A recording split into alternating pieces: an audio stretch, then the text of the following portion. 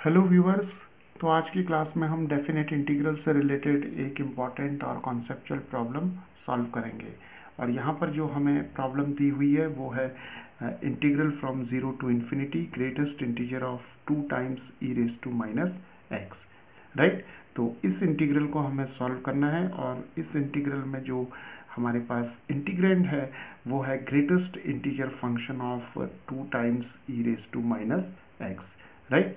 तो चलिए शुरू करते हैं और सबसे पहले इस इंटीग्रल को हम आई ले लेते हैं और इस इंटीग्रल को सॉल्व करने के लिए हम ग्रेटेस्ट इंटीजर फंक्शन की डेफिनेशन का यूज़ करेंगे और मेथड ऑफ सब्स्टिट्यूशन को फॉलो करेंगे। राइट।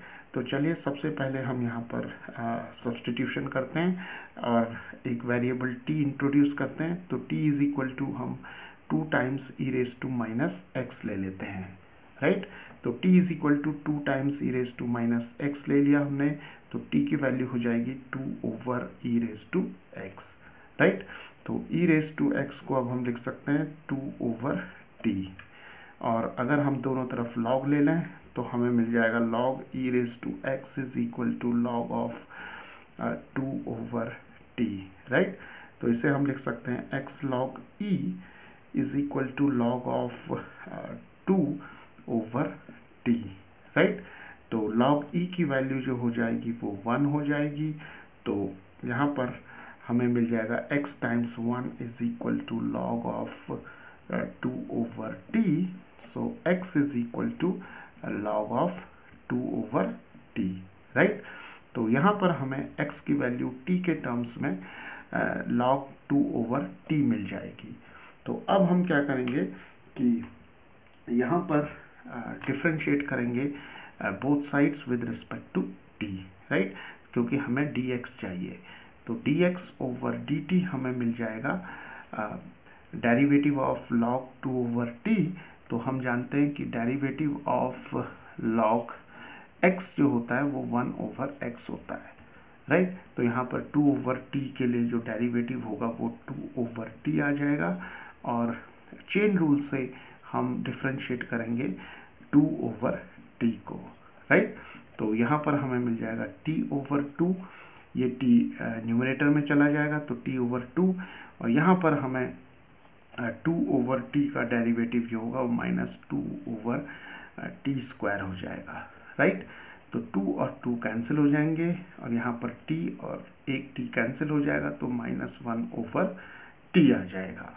राइट। तो हमें मिल गया यहाँ पर dx over dt is equal to minus 1 over t। तो dx की वैल्यू हमें मिल जाएगी minus dt over t। Right.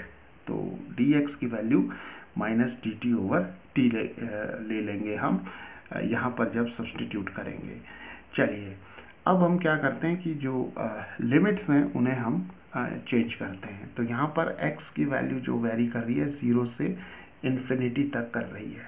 तो जब x की वैल्यू हम यहाँ पर निकाल सकते हैं, x की वैल्यू 0 है तो t की वैल्यू क्या होगी, तो t की वैल्यू जो आएगी वो हम यहाँ से निकालेंगे। राइट। क्योंकि t is equal to 2 times e raise to minus x है, तो x की वैल्यू यहाँ 0 रखेंगे तो ये आ जाएगा 2 times e raise to minus 0, और ई रेज टू 0 जो होता है वो 1 होता है, तो हमें मिल जाएगा 2 times 1 is equal to 2। Right.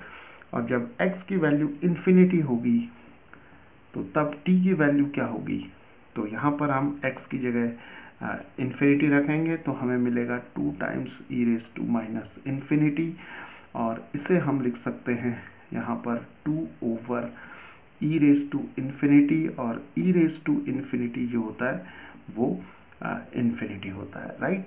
तो यहाँ पर 2 ओवर इनफाइनाइट आ जाएगा और 2 ओवर इनफाइनाइट जो होगा वो 0 आ जाएगा।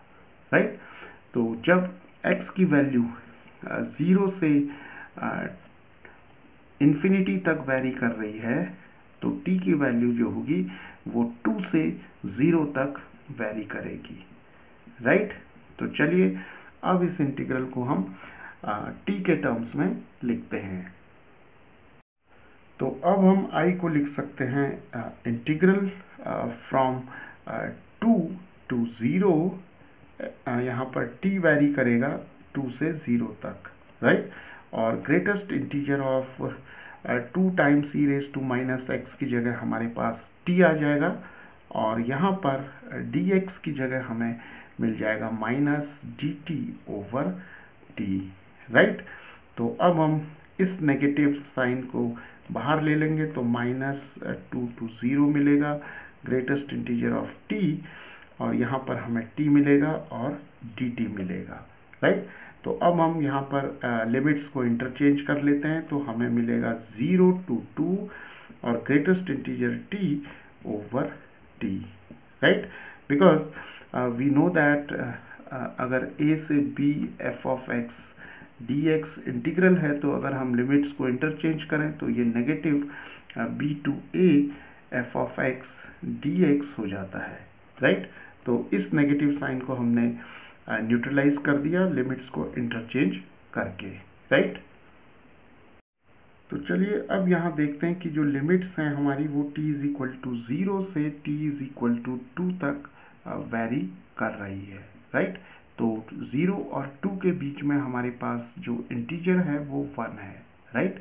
तो हम जो इस इंटीग्रल को अब हम दो पार्ट्स में डिवाइड करेंगे, एक 0 to 1 और सेकेंड इंटीग्रल जो होगा वो 1 to 2 हो जाएगा, राइट।